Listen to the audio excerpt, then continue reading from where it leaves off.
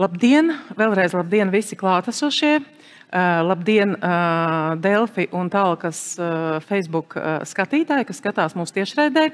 Mēs tātad esam tradicionālā, jau 17. gadu lielās Talkas ieskandināšanas pasākumā, lai paši sevi un citus un visu Latviju iedvesmot, iziet dabā, sakot, būt tuvāk ar dabu un pats galvenais droši vien dabu iemīlēt, jo, kā mēs tikko noskaidrojām, mēs nevaram iztikt, mēs cilvēki bez dabas iztikt nevaram. Daba bez mums lieliski iztiks. Ja pēkšņi vienā dienā notiks sprādziens un cilvēku vairs nebūs, daba atkopsies, viss notiks. Tā problēma ir tajā, ka mēs neiztiksim, neizdzīvosim, ja šis sprādziens būs pretējā virzienā vērsts un daba vairs nebūs. Līdz ar to tas stāsts par dabas rūpēm, lai cik tas viņš nebūtu, viņam ir jābūt, un tas ir pareizi, viņam jābūt ļoti egoistiskam. Mēs to darām priekš sevis, nevis priekš maivabolēm, tauriņiem, kas, protams, ir jauki, bet mēs viņus redzam. Tauriņš sevi neredz. Mēs to redzam, un mums ir vajadzīgs šis tauriņš, mums ir vajadzīgs šis mežs, mums ir vajadzīgs tīrs ūdens un tīrs gaiss, jo stāties priekšā, ka pēkšņi vienā mirklī no zemeslodes pazūd visi koki, ūdeņi, viss, pēkšņi kaut kas notiek. Un mums pasaka, ka mums vairs nav ko elpot. Ko tad mēs darām? Mēs arī aizējam pa to pašu skuju taku, kur aizgājas visa daba. Līdz ar to tāds optimistisks ievads šai tēmai. Tātad šobrīd diskusijas tēma ir dabas saglabāšanas nozīme cilvēces ilgtspējībai. Nevis dabas ilgtspēja, bet cilvēces ilgtspējai. Un šajā diskusijā mēs esam aicinājuši piedalīties. Es gribētu iepazīstināt mūsu diskusijas dalībniekus. Sākšu ar tiem, kas sēž man pa labu roku un pa kreisi roku. Tātad mums sēž visu pašvaldību Talkas koordinātori, pārstāvi, atbalstītāji un partneri un daudzi citi. Tātad Ilze Dambīte-Damberga, Varam parlamentārā sekretāre. Jūs varat tā kā pamāt, kuri kamerajā. Jā, paldies par aplausiem, droši vien, ka tas vienkārši, lai redz, kurš ir kurš. Dace Cīrule, ārvalstu investoru padomes Latvijā zaļās ekonomikas attīstības darba grupas vadītāja. Dace mums jau ir bijusi mūsu diskusijās un skatītājiem, klausītājiem, kas zina, ir jau pazīstama. Dace, man milzīgs prieks, ka tu joprojām esi ar mums un neesi nekur aizbēgusi. Mums ir jauns tātad dalībnieks diskusijā, par ko es esmu ļoti priecīga, ka mēs esam ievilkuši lielās Talkas šajā diskusiju tēmā. Edvards Kušners, kurš tikko nolasīja arī ļoti dziļu un, manuprāt, pamatīgi jauku lekciju par šādu pašu tēmu, par ko mums ir diskusija. Tātad Edvards Kušners, Latvijas bankas padomnieks, ilgtspējības vadītājs. Tālāk mums seko Inga Bite, kur es tālāk jau ceru, ka es pazīšu. Jā, varbūt visus es pazīstu, bet man ir, kā teikt, labāk ir, kur pieturēties. Inga Bite, mums Rimī, starp cik gribēju pateikt, vēsturis Rimī mums ir bijis no 2008. gada, ilgi bija mūsu partners. Tad Rimī aizgāja tādā tā kā pārdomu pauzē, un es esmu ļoti priecīga, ka Rimī ir atpakaļ pie mums atkal kā mūsu viens no galviem atbalstītājiem, un atgādinu, ka tātad nedēļu pirms Talkas Rimī tīklos solo talkotāji varēs dabūt savus solo talkošanas mais, tātad nepiereģistrējoties, vienkārši ejot sakopjot un attiecīgi pienesot savus savāktos Talkas atkritumus tajās vietās, kur citi jau būs šo vietu reģistrējuši. Talkas atkritumus. Tālāk mums ir liels prieks, ka mūsu saimē ir pievienojusies beidzot, es lūdzu Dievu, lai beidzot mums pievienojas kāda banka. Tāpēc, ka banka tas ir nopietni. Banka tas, manuprāt, ir rādītājs, ja kādai nevalstiskai organizācijai ir sponsors banka, tad man tā šķiet, ka tas ir kaut kas ļoti stabils. Un man ir liels prieks, ka šī banka ir Bluor banka. Un Inga Preimane, Bluor bankas valdes loceklis, šodien arī pievienosies šajā diskusijā. Un kā es sapratu no Ingas, kad jūs pati esat ļoti zaļi domājošs cilvēks, par ko man ir liels prieks. Mums ir lieli plāni ar jūsu banku. Tālāk mums ir mūsu tāds stabils partneris, kā es saku, bezalkoholiskā alus partneris. Tas ir Mežpils alus zīmola vadītāja Ieva Anita Riekste. Ieva, sveiki.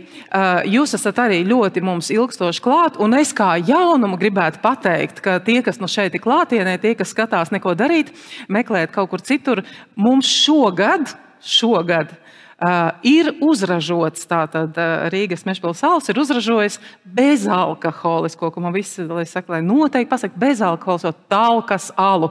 Visi klātesošie pauzē varēs viņu nogaršot, tā ir kaut kāda ekskluzīva recepte, es nezinu ar ko un kā. Viņš nav alkoholisks, bet tas ir mums pašiem savs alus, ko tad noteikti arī es iesaku izmēģināt. Tālāk mums ir ļoti sens draugs un patiesībā Ilza Aizsilniece, kas tagad jau ir kļuvusi par, es pareizi nolasīšu tavu amatu, Latvijas ārstu biedrības prezidente. Savulaik Ilza, kad vēl nebija Latvijas ārstu biedrības prezidente, ka viņa bija tikai domu grupas tīri meži, tā kā pat ne prezidenta, ne vadītāja, vienkārši tur locekle. Mēs kopistiski varētu tā teikt, Ilze aizsāk šo te ideju par, patiesībā Ilze bija pirmā, kas aizsāk, un es pievienojos pēc tam šai lielai talkai. Tagad Ilze ir savā karjeras, kā teikt, izaugusi, viņai ir daudz pacientu, par to mēs parunāsim atsevišķi par pacientiem un dabu. Tad man prieks, ka Ilze arī pievienojasies šai diskusijai. Un kā pēdējais mums ir Rolfs Vendiņš. Rolfs Vendiņš ir lielās talkas koordinators. Es tagad nepateikšu, no kuras priekšpilsētas, bet no Rīgas pašvaldības viena no priekšpilsētas. No Pārdaugavas. No Pārdaugavas. Aha. Tad jādomā, ka Pārdaugavā ir ļoti netīri, ja tur bija tik daudz talkošanas vietu, jo tātad šogad, pagājušajā gadā mēs aizsākām, šogad mēs turpināsim, un šī balva būs visu laiku. Tātad mums tam koordinatoram, kura pašvaldībā un Rīgā, teiksim, tā ir teritorijas, tās ir 3, manuprāt, atsevišķi teritorijas, tātad kur būs visvairāk reģistrēto, es atzīmēju tieši reģistrēto vietu, šis koordinators saņems tātad 1000 eiro dāvanu karti ceļojumam. Starp citu, kur bijāt? Roma vēl gaida tikai. Nebijāt vēl? Vēl nebija, ne. Vēl nebija. Nu, var arī tā, var arī nogaidīt. Bet es domāju, ka mēs otrais jums nedosim. Varbūt jūs gaidat otro kartu, lai varbūt tas sieva paņemt līdzi, bet nu nē. Mums tātad tas, kas vienreiz ir dabūjis, nu diemžēl tas vairs nebūs, tas būs nākamajam koordinatam. Līdz ar to es esmu iepazīstinājis ar visiem klātesošiem. Mums šeit ir ļoti labs noskaņojums, laba aura. Mums Zane Daudziņa pastāstīja, kā labi jārunā. Es cenšos par to nedomāt, tāpēc, ka es parasti to, ko es runāju, tad es runāju, un kā nu ir, tā ir. Bet, jo, ka sāku domāt, paliek arvien trakāk. Bet, ja mēs runājam par kaut kādām nopietnām tēmām, es interesi pēc, es arī sekoju līdz pēdējiem notikumiem, kas notiek, un šī te mākslīgā intelekta lieta no vienas puses man ļoti aizrauj, ļoti es redzu tajā milzīgu potenciālu, un es redzu tajā arī diezgan lielu bīstamību. Nu, lūk, un man bija jāgatavojas šai diskusijai, un, protams, kā diskusijas moderators un vadītājs, un arī faktiski dalībnieks, es domāju, nu ko tad es pati tur piepūlēšos GPT chat, uzrakstīju tematiskos jautājumus, ko tad es gribētu uzzināt no mākslīgā intelekta un no jums. Nu, redzat, un es pavisam īsi tātad definīcijas, lai zinātu, kā definē mākslīgais intelekts, un droši vien tas ir pareizi, jo mākslīgais intelekts jau ņem bāzes informāciju no tā, ko ir radījis cilvēks. Tātad, kas ir ilgtspēja? Ilgtspēja princips, kas paredz nodrošināt esošo un nākamo paudžu vajadzību apmierināšanu, neapdraudot dabas resursu izsīkumu vai vides kvalitāti. Tas ietver līdzsvaru starp ekonomisko, sociālo un vides dimensiju, lai nodrošinātu, ka mūsu darbība un izvēles šodien nekaitē nākamām paudzēm un ekosistēmām nākotnē. Tātad mēs šobrīd runāsim par ilgtspēju, bet kas ir interesanti, nekur netika rakstīts. Es uzjautāju arī, kas ir, nu tātad tur ir ekonomiskā ilgtspēja, sociālā ilgtspēja. Un uzjautāju, kas ir cilvēces ilgtspēja. Jo, kad mēs runājam par ilgtspēju, mēs vienmēr domājam, ka tā ir dabas ilgtspēja, un reku smuku pateikts, kas paredz nodrošināt esošo nākamo paudžu vajadzību. Tad mēs runājam tikai par mūsu pašu vajadzību nodrošinājumu, tā arī faktiski skaitās ilgtspēja. Un tad jautājot GPT chatam, cilvēks ilgtspēja, kas ir šis jēdziens, kas attiecas uz cilvēku dzīvesveidu, ekonomikas attīstības un vides aizsardzības savstarpējo saskaņotību, lai nodrošinātu pašreizējo un nākamo paudžu vajadzību apmierināšanu. Akal, GPT čats runā par mūsu vajadzībām un tikai par mūsu vajadzībām. Un es, Kušner kungs arī pievēršais šai tēmai ļoti pareizi. Varbūt mums jāsāk piebremzēt savas vajadzības. Nu, lūk, es gribētu jautāt, sākt tātad ar vides aizsardzības reģionālās attīstības ministriju, tātad parlamentāro sekretāru Ilzi Dambīti Dambergu. Jūsu rūpes, tātad, es nenāšu šo te pašvaldību sadaļu par dabas aizsardzību. Droši vien, ka vienmēr jau arī ir tā, ka prioritārs vienmēr laikam ir cilvēks. Vai tas būtu pareizi, vai nebūtu jābūt tādai institūcijai, kas tomēr patiešām domā tikai un vienīgi par dabu? Jā, paldies par jautājumu. Vides aizsardzības un reģionālās attīstības ministrija kā reiz ir tā ministrija, kurai centrā ir daba un dabas daudzveidības saglabāšana. Mums ir dots tas pienākums, uzdevums un funkcija to dienā arī darīt. Un mēs to arī darām. Šobrīd ir iecerēts arī liels pārmaiņas šai jomā. No 1. jūlija vides aizsardzības sadaļa tiks nodota KEM ministrijai, bet mūsu ministrijā paliks dabas aizsardzība. Mūsuprāt, tādā veidā mēs tieši dabas aizsardzībai varēsim pievērst vēl lielāku uzmanību. Un šim jautājumam gan pievērsties, gan arī definēt tās lietas, kas Latvijai šobrīd ir ļoti svarīgas. Kas Latvijai šobrīd ir svarīgs? Šobrīd Latvijai ir svarīgi nepazaudēt līdzsvaru, lai daba būtu centrā, lai centrā nebūtu tikai ekonomiskās intereses, kas bieži vien ir kāda konkrēta biznesa vadītas vai kāda lobija vadītas. Mēs esam tā ministrija, kas šajās dabas pozīcijās ļoti stingri ir stāvējusi un arī stāvēs. Gribētu jautāt Latvijas bankas padomniekam, tātad Edvardam Kušneram. Kušner kungs, kā jūs domājat? Es zinu, ka jums ir ļoti savs viedoklis, par ko es pārliecinājos par cilvēkiem, kuri atsaucās par jums. Ko jūs domājat? Mēs ejam pareizā virzienā? Teiksim, šobrīd tātad, es varbūt precizēšu jautājumu. Tātad mums ir ministrija, kas rūpējas par dabu, mums ir ministrija, kas rūpējas par ekonomiku. Un fundamentā mēs esam cilvēki, un mēs esam principā rūpējamies pārsvarā par savām, kā viss tas ir definēts, par savām vajadzībām. Mēs esam uz pareizām sliedēm šobrīd. Teiksim tā, dabas skaitīšana bija viens unikāls un ārkārtīgi nozīmīgs process, kas Latvijā tika veikt pēdējo gadu laikā. Un jāteic, mani pārsteidza rezultāti. Paņemsim vienu teiksim, dabas daļu, kas kādreiz Latvijā aizņēma faktiski trešdaļu teritorijas, īpaši Ulmaņa laikos, kad bija izplatīta šī tā saukta ekstensīvā lopkopība, tās ir dabiskās pļavas. Jo dabiskā pļava ir tāds interesants biotops, kuram vajadzīga cilvēka palīdzība, lai viņš uzturētu. Ja nē, tad mums jāatgriežās pie lieliem zālēdājiem, kas ir izmiruši.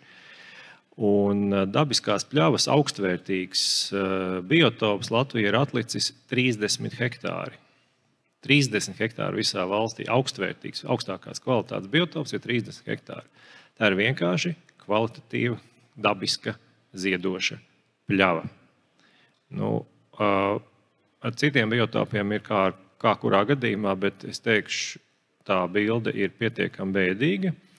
Un tur liels nopelns pēdiņos ir arī ministrijas nespējai gadiem savu viedokli pietiekami skaļi pieteikt valdības līmenī, un tas ir tas, ko sauc par politisko gribu.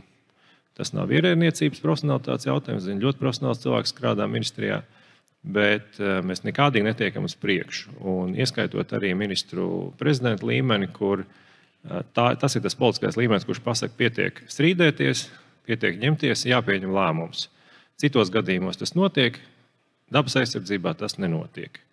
Līdz ar to teikt, ka mēs redzam to mandātu perfekti ieviestu, es būtu pietiekami kritisks, un es novēlu vienkārši ministrijai saņemties un vienreiz tai astai pārkāpt un aiziet uz valdību ar dokumentu, kurš pauž sabiedrības lielākās daļas, nevis tikai dabas izmantotāju intereses, un neatkarīgi no tā, cik gatavas citas nozara ministrijas vai lobby ir šo ideju pieņemt. Jo mēs gaidīsim kompromisu, man atbildi, mēs viņu nekad nesagaidīsim, jo tie neatkāpsies. Jā, es gribētu visiem runātājiem palūgt arī tuvāk runāt mikrofonu, vienkārši, lai labāk būtu šī te skaņa. Jā, jūs teicāt, ka lielākā sabiedrības daļa to vēlas. Ziniet, man brīžiem tā šķiet, ka es vēroju un eju dabā un 17 gadus talkas pieredzi to, ko es redzu. Es neesmu droši, vai lielākā daļa sabiedrības to vēlas. Lielākā daļa sabiedrības ir mums patērētāji. Un vai nevajadzētu būt tādai tomēr institūcijai, kas neskatoties uz to, ko vēlas sabiedrība, tas ir patērēt 2 mašīnas un atkritumu mežā, lai ekonomētu, varbūt, ka vajadzētu tā tiešām varbūt ne tik daudz domāt par sabiedrības vēlēm, bet vairāk domāt par tādu dabas vēlmēm, ja mēs tā varam pateikt. Strādājot šiem jautājumiem, mēs arī esam veikuši aptauju Latvijas bankām. Mums konkrēti bija Lampāla interesanta diskusija pirms vairākiem gadiem par to, ko darīt ar publiskajiem mežiem. Un sabiedrības viedoklis, ko mēs ieguvām no Latvijas fakta aptaujas, mani pārsteidza. Teiksim, sākot ar to, ka 96% Latvijas iedzīvotāju izmanto mežus aktīvi, līdz pat tam, kad cilvēki skaidri pateica, kāda veida mežus viņi vēlas redzēt, vecus, daudzveidīgus, teiksim, ne šos mākslīgi veidotos. Un tas procents ir tā no 75 līdz 85 apmēram, kas saka, jā, mēs to gribam. Mani tik liela statistikas, teiksim, šis nobīde no teiksim, tādu 50 uz 50 tiešām pārsteidza. Un esmu pilnīgi pārliecināts pēc šīm aptaujām, ka sabiedrība tiešām, pat ja viņi nezina, kādā veidā to izdarīt, bet viņi vēlas to dabu redzēt, viņi māka to dabu atpazīt. Tas ir mūsu gēnos, tas ir mūsu kultūrā un mūsu vēsturē. Tāpēc es pieturos pie tā, ka vismaz Latvijas gadījumā mēs neesam tāda urbāna sabiedrība, cilvēki, kas nekad mūžā nav no savu mikrorajonu izbraukuši. Mēs esam sabiedrība, kurai ļoti patīk baudīt to dabu. Cita lieta, ka cilvēki varbūt nesaprot. Un otra problēma ir tāda, ka tas ir parasti ne manā sētā. Tātad, ja tu esi privāti īpašnieks, tad mani neaiztiekiet, bet es atvainojos, valstī ir milzīgas teritorijas. Valsts šīs teritorijas izmanto šobrīd vairāk saimnieciskām vajadzībām nekā šīm sabiedrības un dabas aizsardzības vajadzībām. To var izdarīt, nedarot pāri nevienam privāti īpašniekam. Līdz ar to mums ir manevra iespēja politiskā milzīga. Manuprāt, pieprasījums sabiedrībā ir pietiekami skaidrs, un nevajag taisīt konflikts tur, kur viņi nav vajadzīgi, kur ir atrisināt problēmas pavisam savādākām metodēm. Man šķiet, ka teiksim, tā racionālā izvēle šeit ir pietiekami viegli nolasāma, lai tā būtu nevis milzīga intelektuāla problēma, bet tikai un vienīgi komforts strīdoties ar lobbyiem, kuriem ir tomēr, kā saka, cita interese, un kur es arī redzu, ka politiķi bieži vien no lobbyiem vienkārši baidās. Viņi saka, jā, bet viņu melnais PRs man sāp. Tad ir jāsaprot, ka, ja ir sabiedrības atbalsts šādām aktivitātēm, tad arī politiķiem mazāk jābaidās. Un tas, ko es arī minēju savā uzstāšanās reizē, manuprāt, sabiedrībai ir pienācis laiks skaļāk definēt savas vajadzības un intereses. Jā, es redzu, ka Inga Bita Rimī, sabiedriskā attiecība vadītāja, tātad tūlīt mēs dosim vārdu. Es gribētu teikt un cerēt, ka mums ir jauna ministre, un man personīgi tā tīri intuitīvi šķiet, ka varētu būt arī zināmas izmaiņas ministrijā un attieksmē. Inga, jā. Jā, es gribu noteikti papildināt un piekrīt noteikti iepriekš minētajiem viedokļiem par to sabiedrības noskaņojumu, bet es gribēju varbūt tādu plašāku ainu ieskicēt. Mēs kā Rimī, teiksim tā, mēs varētu sev dēvēt par tādu sabiedrības barometru patiesībā. Tas, ko mēs ikdienā darām. Un dzirdot šos iepriekšējos viedokļus, gribas vienkārši ieskicēt par to, ka, piemēram, mēs arī tieši nesen gatavojoties citām diskusijām, piemēram, uz bioloģisko asociāciju, kur mēs arī stāstam par to, ko cilvēki sabiedrībā grib un kas ir tās viņu tendences, ko viņi meklē. Un arī šajā dabas saistībā mēs skatījāmies uz to, piemēram, no kāda 19. gada, protams, līdz ar visu ekonomisko situāciju, tā teiksim, dabas daudzveidība, tie paši bioloģiskie produkti, tas, ko cilvēks liek savā groziņā, līdz ar šo ekonomisko situāciju, protams, bija kritums. Bet tas, ko mēs šajos ikgadējos pētījumos paši redzam, piemēram, Brand Capital, ko mēs jau regulāri daudzus gadus veicam, un ļoti, ļoti daudz un dažādi citi pētījumi, ka mēs sekojam līdzi, ka pēdējos 2 gados no tieši šī 23. gada mēs redzam, kad ir pieprasījuma pieaugums un ka cilvēks ir, piemēram, gatavs vairāk maksāt un likt savā groziņā bioloģiskus produktus. Viņš vairāk seko līdzi, kāda ir izcelsmes valsts. Viņš ir gatavs tiešām izvēlēties vairāk to vietējo produkciju. Viņam ir būtiski likt uz galda nevis pusfabrikātu, bet tiešām produktu, kas ir vai nu vietēja audzes, vai nu tad tiešām bioloģiski audzes. Un tur ir daudz un dažādi parametri, bet tas kopējais sabiedrības noskaņojums ir tāds, ka summējot, pēdējos 2 gados tā daba un dabas tēma, lai arī, piemēram, tas produkts, ko es izvēlos savā ikdienā, lai viņš tiešām būtu vairāk ilgspējīgs. Protams, bija Covid, bija pandēmija, bija daudz un dažādi, teiksim tā, pārdzīvojumi, izaicinājumi, viss pārējais, bet šobrīd mēs redzam, ka tas patērētājs ir atkal atgriezies pie šīs dienas kārtības, un tās rūpes par dabu ir viena no lietām, ko viņš tiešām sagaida. Tā kā, ja mēs iepriekš šeit pieminējām par to, ka ir vērts paskatīties uz to sabiedrības viedokli, tad šis tiešām, es ieteiktu, ir tas brīdis, kad var ļoti labi nomērīt un parādīt, un es teiktu, ka šie rezultāti visticamāk būtu tādi, kā mēs šobrīd prognozētu. Tas tāds īsi ieskicējums no mūsu puses, jā. Paldies par redzējumu. Bet mans uzdevums, laikam, jūs ir mazliet droši vien provocēt, mazliet iebilst visam tam, kaut gan es droši vien savā ikdienas dzīvē daru tieši to, ko es daru. Ilza Aizsilniec, Latvijas ārstu biedrības prezidente, runājot par cilvēkiem. Tas, ko es dzirdu, es atkal dzirdu tikai to, cilvēks par sevi rūpējas, cilvēks pērk ekoloģiskas preces, ir gatavs maksāt dārgāk un tikai sev un savai veselībai. Un te ir tas stāsts, vai šī izpratne par to, ka mūsu veselība ir atkarīga no dabas, vai viņa iet dziļāk, un kāda vispār ir šobrīd tāda ļoti, droši vien virspusēja veselības rādītāji, ņemot vērā, ka dabas globālais piesārņojums, un te es varētu piesaukt kāru, jebkurš karš, tā ir totāla dabas degradācija, tā ir saindēšana, es runāju par kaut kādām daudzām citām lietām, kopējais cilvēku veselības stāvoklis uzlabojas vai nē, un vai šī izpratne par to, ka mēs nopērkam ekoloģisku produktu, vai mēs saprotam, ka mums ir jānoziedo kaut kas varbūt kāda apģērbs gabals, ko mēs nepirkt, lai mēs nepatērētu vēl vairāk resursu, kas šim dabas produktam ekoloģiskajam atņem kaut kādu tiešām dabiskumu. Restīvi, šis veselības aspekts no cilvēciskā un veselības tāda modelēšanas. Tavs redzējums, Ilze? Mans redzējums ir tāds, ka tad, kad mēs pirmo reizi satikāmies pirms 20 gadiem, jau tas redzējums bija pavisam citādāks. Es biju tievāk un smukāk, jāpiedod. Nē, es domāju, ka Vita, nekāda vaina tev arī tagad nav. Viss ir ļoti labi, jo tu daudz pavadi mežā savu brīvo laiku, kā mēs zinām. Es domāju, ka ir pieaugusi sabiedrības, teiksim, informētība par to, kas ir veselīgi un kas ir mazāk veselīgi. Un arī cilvēki ir apjautuši to, ka veselība tikai par 11% ir atkarīga no medicīnas iestādēm, un tieši visi pārējie vairāk nekā 80% ir mūsu dzīvesveids. Un cilvēks ir daļa no dabas. Lai kā mums arī gribētos būt dabas karaļiem, mēs esam maza daļiņa, un no tā, cik lielā mērā ir piesārņota daba vai daba ir tīra, ir atkarīga mūsu veselība.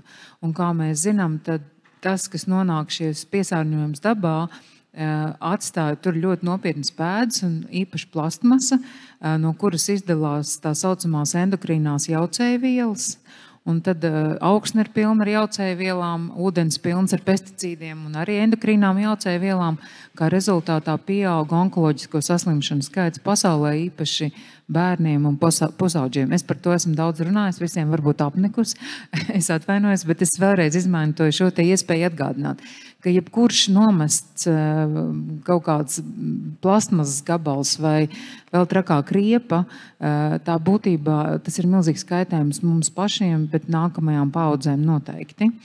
Un ja mēs gribam dzīvot veselīgi un nodzīvot savu mūžu ilgi un darbīgi, nevis sēžot un esot slimiem un maksājot lielus meslus dažiem, kur par to nopelna naudu, tad nemetīsim labāk tos atkritumus dabā, nevedīsim viņus dabā, labāk samaksāsim pāris desmitus mēnesī par atkritumu, teiksim, pareizu noglabāšanu, nevis pēc tam maksāsim 10 000 par zālēm. Tāds ir mans aicinājums.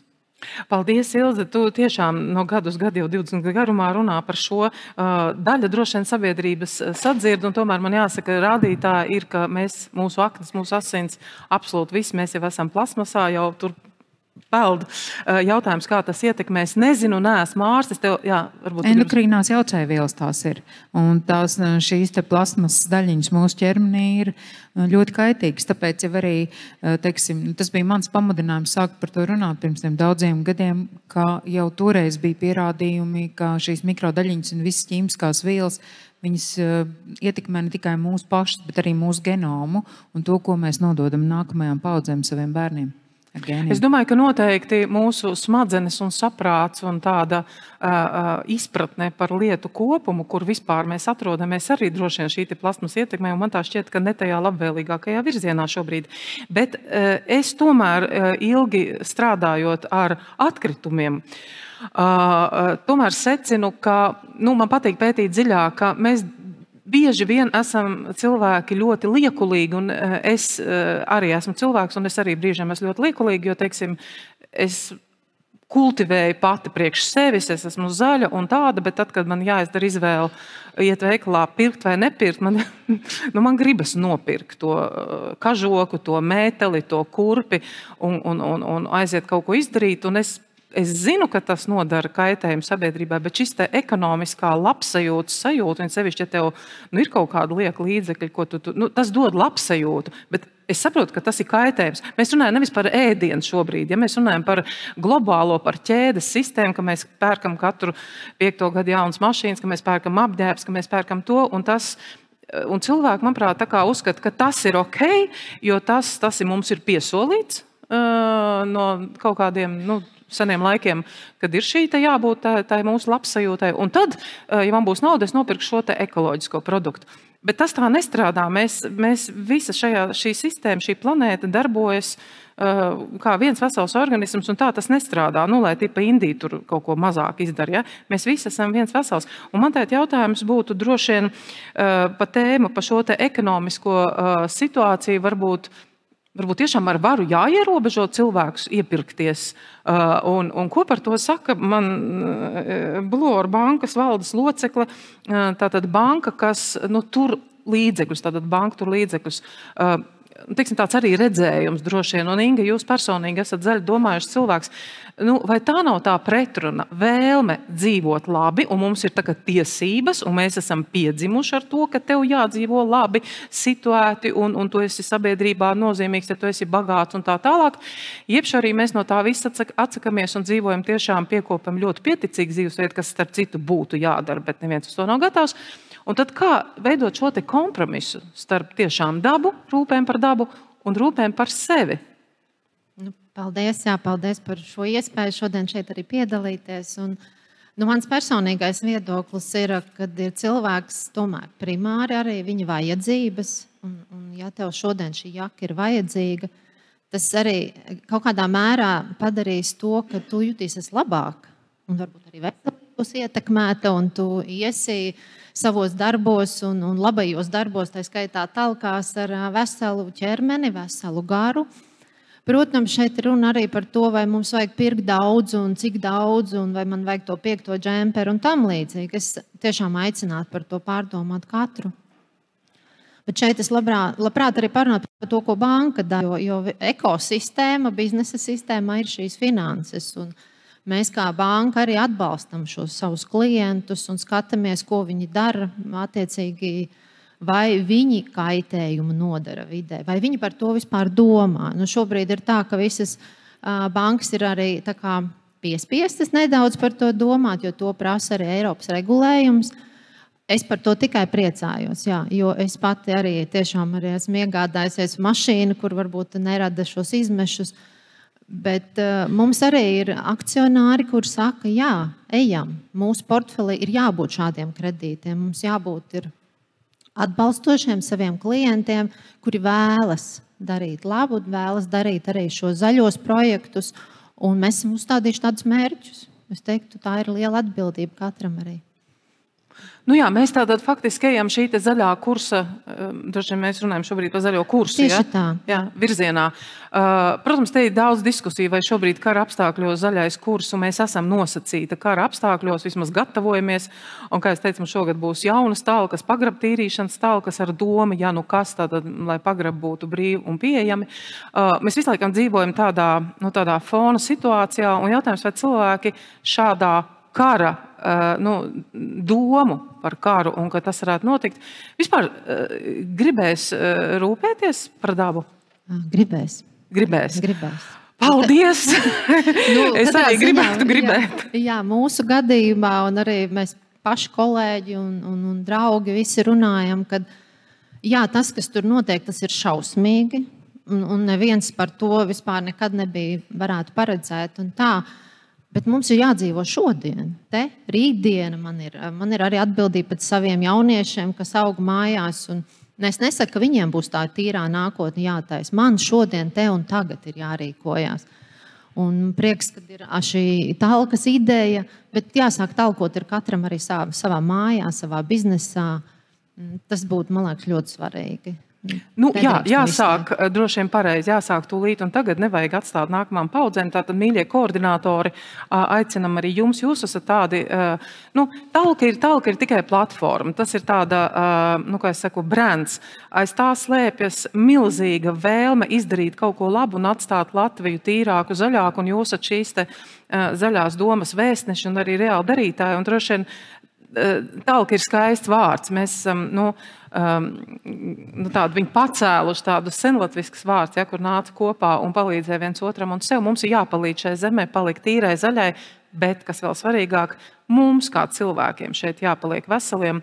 Un es ceru, ka, ja mēs būsim veseli, mēs tomēr būsim mazliet gudrāki. Es gribētu jautāt šobrīd, nevis jautāt, lūgt savas domas, izteikt Dacei Cīrulei, ārvalstu investoru padomes Latvijā, zaļās ekonomikas attīstības darba grupas vadītāja. Dace, tev ir ārkārtīgi garš nosaukums, jāsaka, visgarākais no visas lists, un es saprotu, ka man katreiz viņš jānolas. Mēs jau ar tevi esam diskutējuši. Dace, tavas domas par to, kur mēs esam šobrīd, ja mēs neņemam pagātni. Mēs neņemam, tāpēc, ka pagātne, faktiski viņi ir beigušies, mēs viņu nevaram izmainīt. Mēs varam izmainīt šodienu, un mēs varam domāt par to, kā šodienas algoritmi, kurus mēs sastrādāsim, izmainīs nākotni. Tavas domas, mēs varam tā reāli pagriezt šos te rīcības moduļus tajā virzienā, lai tiešām planēta būtu ilgtspējīga, Latvija būtu ilgtspējīga, zaļa? Jā, īstenībā, ja es varētu uz to ierosināto tēmu atbildēt, es droši vien, ka īstenībā vispirms aizietu atpakaļ pagātnē, jo ir tāds interesants salīdzinājums, caur kuru tad mēs varam paskatīties uz to, kas notiek šodien un cerēt, domāt, ka mēs apmēram nojaušam, kas notiks tālāk. Un, ja mēs skatāmies pagātnē, absolūti neiedziļinamies detaļās, vienkārši tādas īsas lietas, ko šobrīd visiem no vēstures grāmatām atcerēties. Inkvizīcijas laiki, raganas un raganai opcijas divas. Ja tu noslīki ūdenī, tad tu nebija vainīgi, ja ūdens tev pieņēma. Ja tev ūdens nepieņēma, tad mēs tevi sadedzinām sārtā, jo tu biji vainīgi. Un, ja mēs iztēlojamies šo situāciju, es saku, neejam detaļās, bet vienkārši kādos konceptu līmeņos iztēlojamies šo situāciju, tad, manuprāt, tādu neviedumu, ne gudrību nav nodemonstrējusi inkvizīcija. Raganai tiesību un opciju nav vispār. Un ir sabiedrība, kas tajā noskatās. Turklāt 100 gadus ilgi nav runa par 1, 10 gadu vai 2. Ja? Un sabiedrība tajā noskatās. Un kādam tā ir māsa, kādam tā ir sieva, kādam tā ir meita, kādam tā ir māte. Vienalga, kas tas būtu par cilvēku, mēs jau neskatāmies uz kaut ko abstrakt. Ja? Un sabiedrības to noskatās ļoti ilgi. Un, manuprāt, ja mēs tagad šodienas situāciju salīdzinām un runājam par to, ka, kā mēs te arī diskusijas sākumā runājam, tad kas mums tur būtu jāliek centrā, un vai mums tur centrā tomēr ir jāliek daba, vai tomēr cilvēks, vai kā. Man liekas, ka tā, es drīzāk tad izdarītu atsauci uz to, ko mēs dzirdējām kolēģa uzrunā pirms brīža, ka ir šie te koncentriskie apļi, un koncentriskie apļi savstarpēji pārklājas daļēji. Ne pilnībā, bet daļēji. Un tas nozīmē, ka tas, ko mums vajag izvirzīt par tādu prioritāti, ir atrast šīs lietas, kas pārklājās. Jo man liekas, ka mēs varam iebraukt vienā galējībā, pasakot, ka mums tagad ir tikai un vienīgi dabas jautājumi un cilvēkus aizmirstam. Un mēs varam iebraukt otrā galējībā, ja mēs pasakām, ka visa centrā ir tikai un vienīgi cilvēks un par dabu aizmirstam. Tas, kas ir svarīgs, ir šis līdzsvars, izlīdzsvarot, vienmēr ieraudzīt gan vienu, gan otru un atrast to risinājumu, kas atļauj dzīvot gan vienam, gan otram. Un kāpēc es teicu to piemēru no vēstures, kuras šodien teicu, ir tas, ko mēs, manuprāt, vairāk cilvēki jau šeit esam diskusijā uzsvēruši, ir ārkārtīgi svarīgi sabiedrībai paust savu nostāju. Jo to, ka tajos inkvizīcijas laikos gudrību un viedumu nedemonstrēja sabiedrība, es domāju, ka mēs visi šodien ļoti vienkārši par to varam vienoties, jo mēs esam vairāku 100 gadu, atstatumā no lietām, par kurām mēs runājam. Un man šķiet, ka tas, kas mums pietrūkst, ir tāda ļoti nobriedusi spēja pateikt, kas ir mana vajadzība, bet tā objektīvi. Nevis vienkārši tāpēc, ka man kāds no malas ir pateicis, ka ja es pelnu labi, tad es drīkst nopirkt 3 mašīnas, bet tā objektīvi, kas ir mana vajadzība.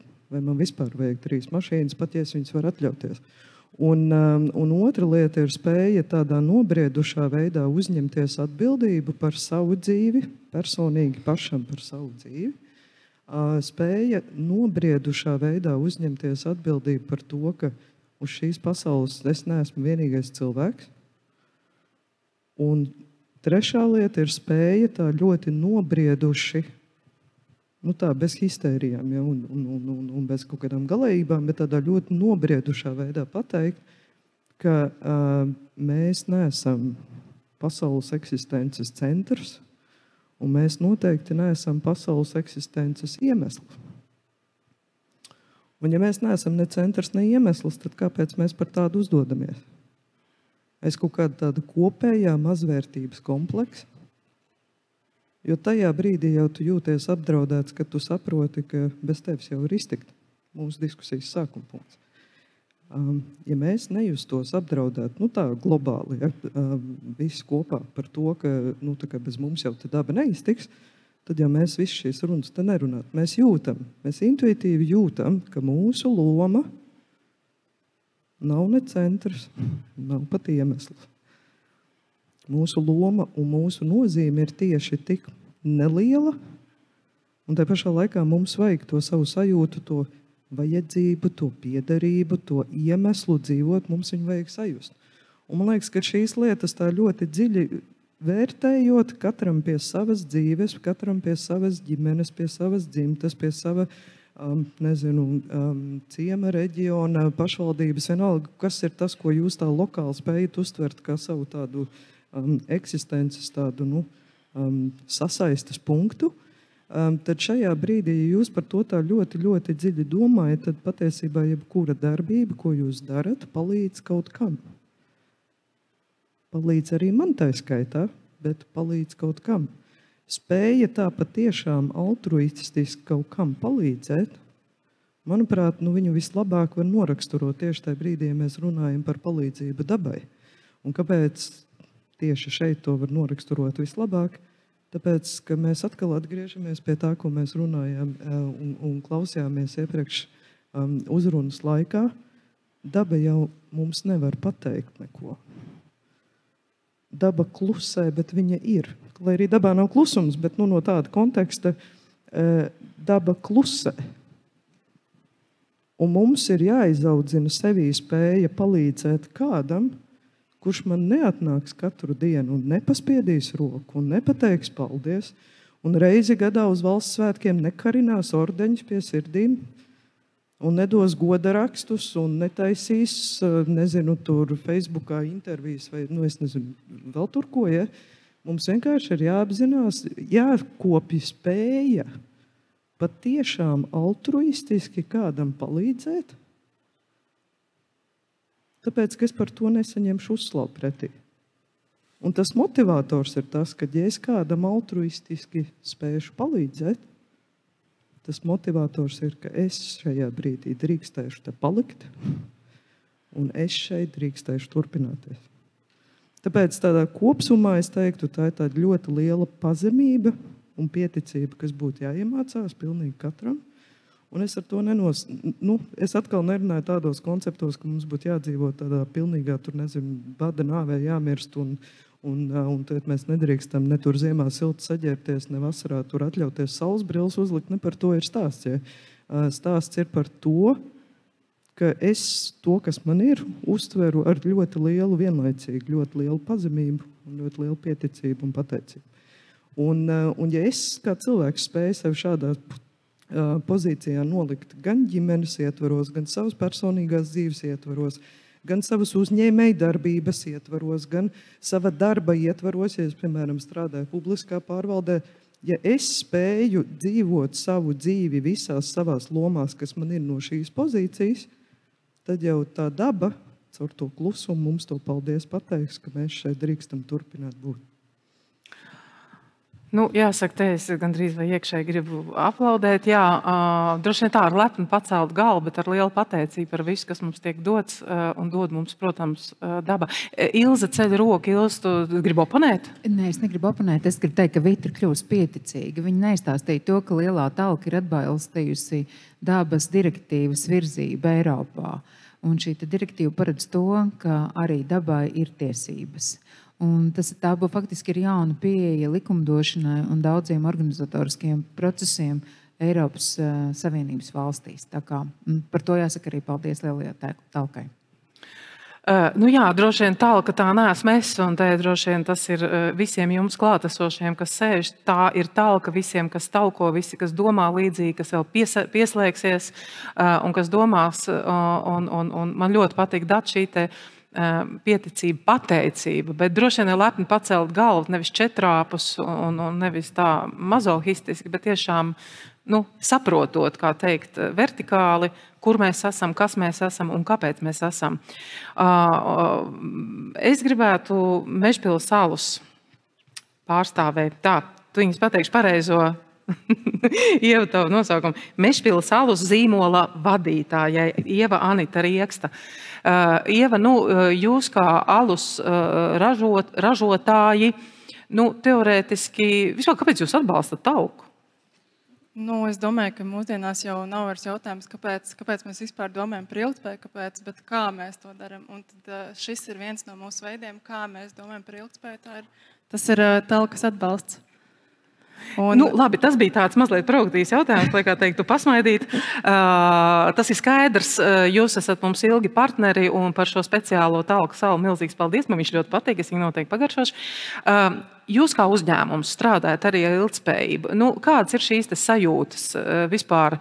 Par ko vispār būtu vairāk jādomā? Par cilvēku, par dabu, par to, kā nopelnīt, kā saglabāt vai nesaglabāt dzīvot šodienējo trešais pasaules karš, par ko mums visu laiku stāsta nepārtraukti. Varbūt atrasinās visas problēmas. Ja mēs runājam par to ilgtspēju, tad patiesībā jau laikam jāsaka, ka tā ir mūsdienās ļoti daudzu uzņēmumu jau kā stratēģija. Ne jau vairs kā kaut kas, ko mēs varbūt gribētu, bet kā kaut kas, kas ir obligāti jādara. Un, ja par pašu ilgtspēju, tad bieži vien īstenībā jāsaka, ka tie risinājumi ilgtspējas pat ir lētāki nekā, ja mēs darām lietas neilgtspējīgi. Īpaši tas ir ražošanā, ilgtermiņā noteikti šie ilgtspējas risinājumi atmaksājas. Un, ja mēs tā kopumā skatāmies, es noteikti varu piekrist kolēģiem par to, ka patērētāji ir ļoti atsīgi. Un arī pēc mūsu datiem 70% patērētājiem rūp, ka uzņēmums ir ilgtspējīgs. Līdz ar to, ja ne Eiropas regulas, ja ne Latvijas regulas vai kāds nodoklis, tad patiesībā patērētājs ir tāds mūsu lielākais vērtētājs. Un ja mēs skatāmies uz varbūt pēdējiem gadiem, tad mūsu nozarē tāds lielākais jaunums laikam bija tā depozīta sistēma. Un varētu teikt, ka patiesībā paradums, es gan gribētu teikt, ka paradums ir mainījies. Mēs redzam, ka arī talkotāji droši vien var piekrist, ka pudeles vairs īsti daudz nevar atrast Latvijas mežos. Tātad tas nozīmē, ka patiesībā cik 2-3 gadu laikā mēs esam mainījuši šo paradumu, lai gan tas ir burkāna šī sistēma, ka mēs dodam kaut ko pretī, bet tāpatās procentuāli es gribētu teikt, ka šajā īstajā laikā mēs esam uzstādījuši ļoti līdzīgs rezultāts kā Lietuva, Igaunija, kuriem šī sistēma jau ir vairākus gadus. Restīvi, uzņēmumi ir spiesti, tās ir direktīvas, tās ir Eiropas direktīvas. Tas nav tāpēc, ka jūs to gribat. Varbūt daļa grib, varbūt daļa negrib, bet tas ir spiestā kārtā. Un man ir jautājums tagad ministrijai. Jūs esat tā institūcija, kas uzrauga, kas caur jums iet visu šīs direktīvas. Jūs arī, tad, acīm redzot, no saviem tālāk jau uzraugat tas redzējums ir pietiekoši ātri. Mēs darām šīs lietas, redzot, cik tomēr strauji šī vidas degradācija notiek. Dabas degradācija, teiksim tā. Jā, gribētos atgriezties pie depozīta sistēmas. Tātad Latvija pirms 2 gadiem ievies depozīta sistēmu iepakojumam, tieši dzērienu iepakojumam, un mūsuprāt šie rezultāti ir jau redzami. Es domāju, ka tu talkotāji arī to pamanīs savos objektos. Ir notikuši arī vairākas dabas organizācijas pētījumi par to, kā izskatās mūsu populārākās Baltijas jūras piekrastes pludmales. Situācija ir mainījusies, un situācija ir uzlabojusies. Un es domāju, ka mums ir arī jānovērtē tas, ka šis ir pozitīvs signāls, ja valsts rada ceļakarti saviem iedzīvotājiem, uzņēmējiem, tad mēs kā sabiedrība, mēs to varam. Mēs to kopā varam izdarīt. Jo nav noslēpums, ka pirmās talkas, es arī pat esmu piedalījusies Kuldīgas novadā, pilni meži, pilnas upmalas, bija tieši ar šiem dzērienu iepakojumiem. Un es ļoti, ļoti ceru, ka šī varētu būt pirmā talka, ka talkas maisos šādu dzērienu iepakojumu pamest būs arvien mazāk. Tā kā, manuprāt, ir jānovērtē tas, kas ir arī jau izdarīts. Un Latvija iet arī tālāk, kopā ar citām Eiropas valstīm. Būs arī nopietnas izmaiņas arī attiecībā uz tekstilu izstrādājumu, izmantošanu, un arī šeit tiks ieviesta ražotāja atbildības sistēma. Tā kā, manuprāt, mēs esam uz pareizā ceļa, tad svarīgi ir rādīt šo ceļakarti, lai sabiedrība zina, kur mēs dodamies un kā mēs to varam izdarīt. Jā, tas ir ļoti svarīgi rādīt, kur mums iet, jo brīžiem jau tiešām mēs apjūkam tādās sapratnēs, kur mums būtu jāiet. Runājot par atkritumiem, par to, kas atrodams talkas maisos, es domāju, pat īstais brīdis būtu pievērsties mūsu iepriekšējā gada koordinātoram, uzvarētājam, kurš joprojām savu balvu nav iztērējis, Rolfs Vendiņš. Rolf, tātad jūsu tajā administratīvajā teritorijā bija visvairāk piereģistrēto vietu, kur jums nācās iespringt un strādāt pie tā nopietni. Tad viens stāsts, ka tur vienkārši jūsu priekšpilsēta ir ļoti, ļoti netīra un cilvēki ļoti, ļoti apzinīgi. Daļa ļoti, ļoti neapzinīgi, daļa ļoti, ļoti apzinīgi. Bet kā jūs redzat, jūs pamanat talkas gadu gaitā, jūs esat jau vairākus gadus koordinators, izmainās talkā savākto atkritumu, sastāvs, kā mēs to varētu nosaukt? Tur pamanās tas, ka visi šī normatīvie akti, ka viņi strādā? Es strādāju talkā tikai 2 gadu. Tikai 2 gadu? Jā, precīzi statistiku. Tā, man vajadzēs jūs nomainīt kādu citu tūlīt, lai kāds pasaka jūsu vietā. Varbūt mēs varam, starp citu, jā, man ir liels lūgums tehniskiem puišiem. Tas bija labs, es tūlīt jums ļaušu runāt, mums vēl ir laika. Vai es varu palūgt vienu krēslu, klāt pienest, un mēs gribētu pieaicināt, ko es redzu, zaļā kleita, Ziedīt arī, Ziedīt, ja? Lūdzu pievienoties diskusijai, un mēs pajautāsim par, jūs esat cilvēks, kas nāk, jā, neliekat man celties augšā un iet tagad klāt, un uz viena ceļa, kā teikt, lūgt jūsu klātbūtni. Ziedīti, pareizi, ja? Jums nāksies stādīties priekšā, jo es jūsu uzvārdu aizmirstu. Tātad Ziedīt mums ir koordinators no paša pirmā gada. Jūs tikko noklausījāties, mikrofonu pagaidām vēl ne, Rolf pagaidām vēl atpakaļ. Jūs noklausījāties, kā pareizi, kā labāk runāt. Tagad es ļaušu jums sagatavoties. Protams, šis ir šoks. Un te nu ir piemērs. Vai Ziedīte spēs ievērot to, ko Zana Daudziņa teica? Bet pagaidām jūs tagad gatavojaties. Rolf, tātad jautājums bija, jūs esat tikai 2. gadu, es domāju, ka jūs esat ilgāk. Kāda atkrituma sastāvs? Nu, redziet, mēs atbraucam uz vietu, ja? Pirms tam mēs izstrādājam maršrutu, lai tas būtu ekonomiski, ja? Bet būtībā mēs redzam baltus maisus, ko mēs izdalām visiem. Un katra maisa mēs neskatāmies. Ir liela izmēra atkritumi, kas neiet maisos, bet es neteiktu, ka ir pudeļu daudz. Tagad tiešām pudeļu paliek mazāk, bet ir liela izmēra atkritumi. Un tie, kas ir ilgu laiku metējuši uz mežā, jau ir sarūsējuši vai tur, sapūši. Tā kā par precīzu daudzumu nevar atbildēt. Jā. Jūs nevarēsiet, jūs maisos neskatāties. Jā.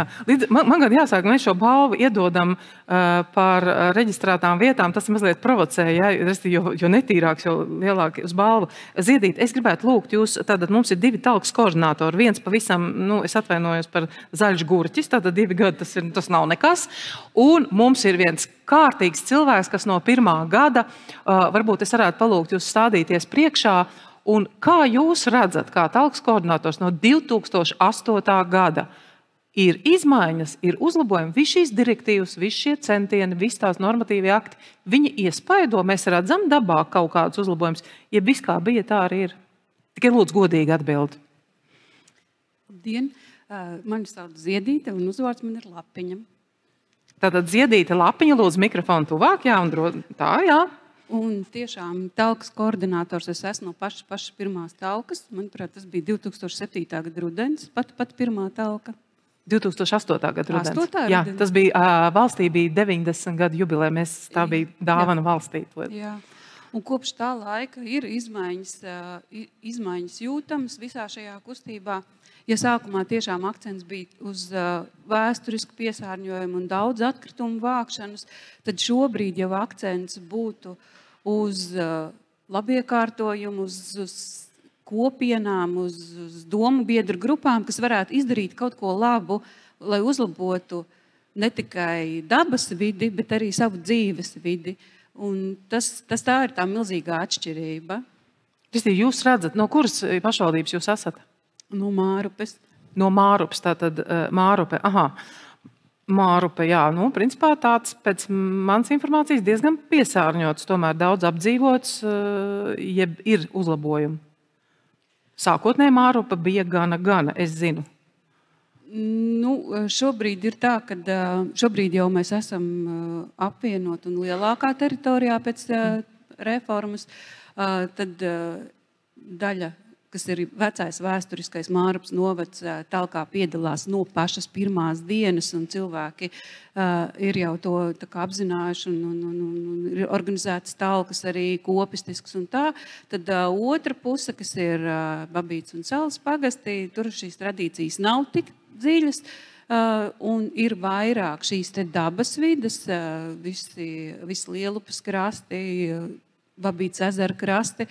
Tur ir problēmas daudz lielākas, bet, jā, un te ir tas jautājums, mēs jau nekad nevarēsim pateikt, vai tas, kas strādā, ir talcinieki, kas rūpīgi strādā, savāc, un pēc tam cilvēkiem sirdsapziņas, kā teikt, pārmetumu dēļ viņi negrib vairs mest tīrās teritorijās, jeb strādā arī kaut kādu normatīvu aktu, un droši vien to būs ļoti grūti izšķirt, jo droši vien strādā kopā, visticamāk tā tam vajadzētu būt, jo to, ko man chat GPT saka par to, kā var sasniegt labus rezultātus, tā skaitā arī lielā talkā, ir ļoti skaidra atbilde, tikai apvienojot visus spēkus. Tas nozīmē ekonomiskos, politiskos, finanšu, cilvēku resursus. Tas ir, ka ja ik viens cilvēks Latvijā uz planētas gribēs gribēs, lai mēs dzīvojam tīrā un mums ir tīrs, tad to ir iespējams reāli izdarīt. Pavisam reāli. Tas var būt pilnīgi, mēs varam dzīvot pilnīgā paradīzē. Bet jautājums ir, kā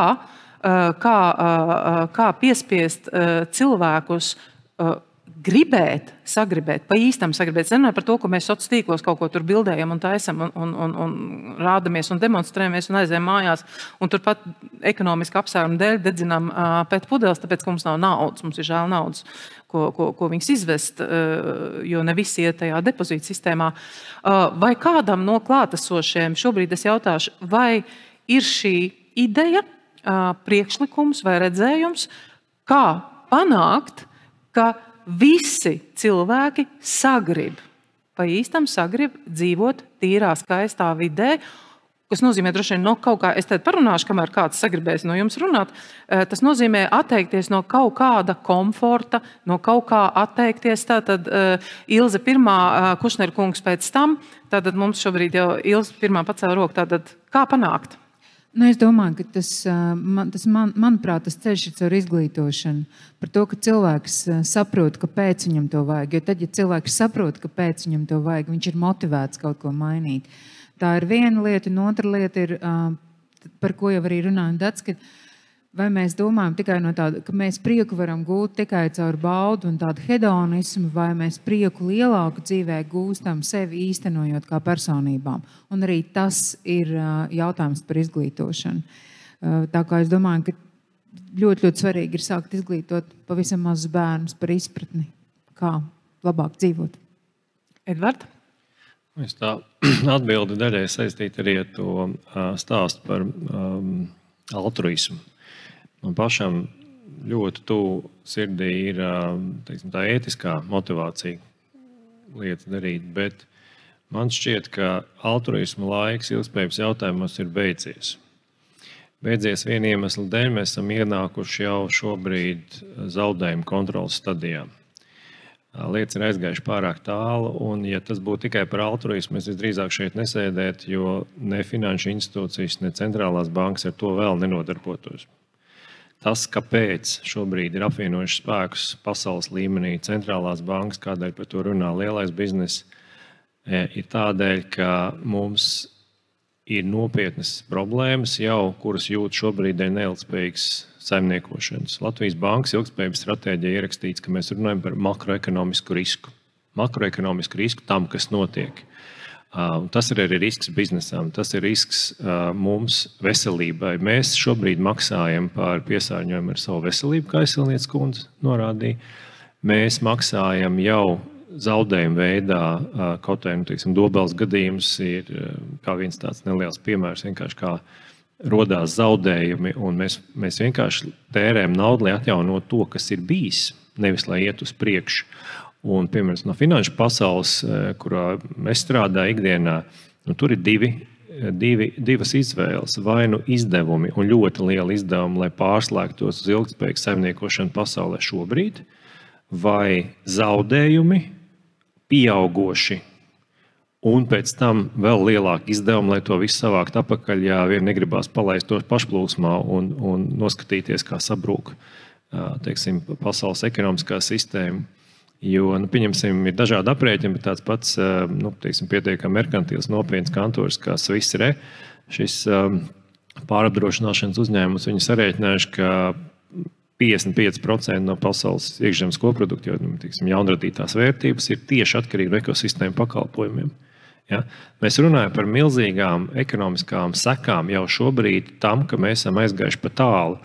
Dabas aizsardzībā Latvijā mums nav iespējams izveidot lielas teritorijas, kuras sastāvēt no kvalitatīviem biotopiem. Mums mežos iznāk šobrīd, kā es dzirdēju no ekspertiem, 1:10. 1 ir labs biotops, 10 ir tas, kas ir pa vidu. Un, teiksim, pļauju biotopiem 1:25. Tas nozīmē, ka šī 24 daļas ir jāinvestē resursi, lai atjaunotu dabu. Tie ir izdevumi. Ja? Mēs neesam vairs tajā stadijā, ka, ziniet, tagad apstājamies, kaut ko noliekam malā un būs labi un būs vēl labāk. Mums jau šobrīd nav izvēles laba. Mums ir vai nu viena veida izdevumi, vai otra veida izdevumi, vai darīt to tagad, vai pastīties, kā saka, pavērot, kas notiks vēl tuvāko gadu laikā, Un es domāju, ka sabiedrība šobrīd, tādā globālā līmenī, cilvēks, drīzāk teikšu, iet uz to, ka mēs acīm redzot nespējam saprast vēl. Mēs gribam tās sāpes izjust daudz dziļāk, daudz spēcīgāks, un tad tā pārslēgšanās notiks.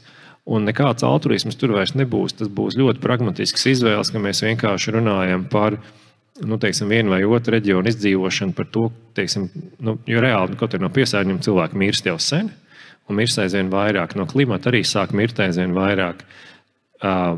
Tie ekonomiskie zaudējumi, kas rodās, viņi ietekmē mūsu dzīves kvalitāti. Tas, par ko runā tāda nopietna filozofa, ka mēs apdraudam savu sociālo-ekonomisko līdzsvaru. Tātad tas, ko mēs no valsts saņemam, ko mēs dodam, uz ko mēs varam cerēt, medicīniskā aprūpe, visi šie izdevumi, ko valsts spēj dot, tas ir apdraudēts dēļ šī līdzsvaru zuduma. Tādēļ es tomēr gribētu piebilst, ka tā mūsu izvēle šobrīd ir absolūti jau racionāla. Vai mēs spējam saprast, ka tas nākotnē maksās arvien vairāk, vai mēs gribam vienkārši to pārbaudīt? Un es domāju, ka tiešām pilnībā piekrītu Veselnieces kundzei, tas ir izglītības, zināšana, saprašanas jautājums. Ja mēs neesam tik gudri, lai to saprastu, lai mācītos no citu kļūdām, mēs pieļausim šīs kļūdas, izbaudīsim uz sevi, bet jārēķinās ar to, ka tas nozīmē tādā vienkārši ekonomiski izpratnē nabadzību lielāku. Mūsu dzīves līmenis kritīsies aizvien vairāk, jo vēlāk mēs to darīsim. Visā pasaulē kopumā un viennozīmīgi arī Latvijā. Un tā ir tā īstā izvēle šobrīd jau. Te nav vienkārši runa par to, ka būtu labi, bet mums ir jāskatās, kā tikt ārā no tās situācijas, kurā mēs esam ieķēpājušies globāli. Vai kādam pēc šīs ļoti iedvesmojošās runas vēl ir ko piebilst? Jā, es labprāt piebilstu, jo es īstenībā gribētu atgriezties atpakaļ pie vienas no lietām, ko mēs diskusijas sākumā runājām. Mēs kaut kā izējas punktā nodefinējām, ka noliekam pagātni malā, jo mēs varam mainīt kaut ko šodien. Un faktiski šodiena ir pagātne, un šodiena ir rītdienas sekas, un šodien izriet no tā, kas ir bijis agrāk. Es piekrītu tam, ka mēs šobrīd, ja mēs mēģinam nodefinēt, kas ir status quo, kur tad mēs īsti šodien esam. Es pilnīgi piekrītu tam, ko mēs tikko dzirdējām. Otra lieta, ko es gribētu papildus teikt, ir, man liekas, ka tādā plašas sabiedrības kontekstā, un nevis tikai runa par Latviju, bet varbūt arī par Eiropu un plašāk, mēs īsti neredzam vai vēl nejūtam tieši personīgi uz savas ādas pietiekami daudz no tā, kas stāv priekšā. Un tāpēc mēs spējam dzīvot ar to iluzoro sajūtu, ka es varbūt vārdos vai varbūt vēl tur sliktākā gadījumā domās, tur pieļauju, ka jā, kaut kas tur slikts notiksies, bet pa lielam tas būs kaut kad manis vairs nebūs. Vai arī tas būs, tur nezinu, piemēram, manas dzīves pašās beigās, un tad jau kas tam man tur tādam vecam, tur tādam, es tāpat sēdēšu mājās, tur tālāk pa virtuvi nevarēšu aizšķibināt kādu man starpību. Ja. Mēs nespējam sajust pietiekami tuvu tos draudus, līdz ar to mēs dzīvojam ilūzijā, ka mums ir iespēja šķaidīties ar lēmumiem, tērēt laiku un izdarīt izvēles, vai faktiski es pat drīzāk definētu vienkārši viņas neizdarīt, atturēties no viņa izdarīšanas. Tā vilcināšanās ar lēmumu pieņemšanu, tā vilcināšanās ar rīcību ir tā, kas, ja mēs pārējām tādā ļoti ekonomiskā pieejā šim jautājumam piekrītu, jā, mēs visu laiku runājam par zaudējumu sekām. Šeit es gribētu varbūt uzsvērt vēl vienu lietu. Zaudējumi bija arī iepriekš, par viņiem vēl neviens nav izdomājis, ka par viņiem kaut kā būtu tagad jāatbild un kaut kā jāskatās viņi visā šajā kontekstā. Un otra lieta ir, zaudējumi neizbēgami būs uz priekšu. Cik mēs kā valsts spējam absorbēt kaut kādu zaudējumu līmeni, cik mēs kā Eiropa, kā, teiksim, arī plašāki reģioni, kā mēs spējam kopīgi absorbēt zaudējumus. Viena no ļoti interesantām tēzēm, ko es klausījos pavisam pusgadu atpakaļ Maastrichtas universitātes vienā no tiesību filozofijas tādām pārunām un diskusijām, ļoti interesanta tēze. Tiesību teorētiķi šobrīd nodarbojas ar to, ka mēģina izkalkulēt, kurš būs tas brīdis, piemēram, Eiropas Savienības kontekstā, kur dalība valstis sāks iesūdzēt vienu otru Eiropas, piemēram, cilvēktiesību tiesā vai kādā citā institūcijā ar šo te argumentāciju, ka tu kā dalība valsts šajā pašā organizācijā, kur ir izvēlējusies noteikta veida ceļu, noteiktas politikas, uzlikusi noteiktas pienākumus, kas visiem ir jāsasniedz. Un es, pildot šīs prasības un šos uzstādījumus, es aizgāju tālāk, bet tu tur kavējies, tu tur nedari. Un tā potenciālā tiesvedība varētu būt balstīta apsvērumos par to, ka tu ar savu rīcību esi nodarījis pāri manas valsts nākotnes paudzēm, un es par savas valsts nākotnes paudzēm esmu padomājis vairāk nekā tu to man esi ļāvis, praksē īstenot. Es saprotu, ka šobrīd tas izklausās pēc tāda mazliet utopiska juridiska diskursa, bet katrā ziņā šī diskusija bija ļoti interesanta.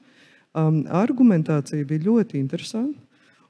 Es nezinu, kurā brīdī tas notiks. Kaut kādā brīdī tas notiks, un šajā brīdī mēs celsim augšā visu šīs sarunas. Es pilnīgi piekrītu par to, ka mēs esam tajā zaudējuma novēršanas fāzē. Tas, par ko es runāju, varbūt iepriekš, ir tā sajūta, kas mums katram būtu jāizkopj.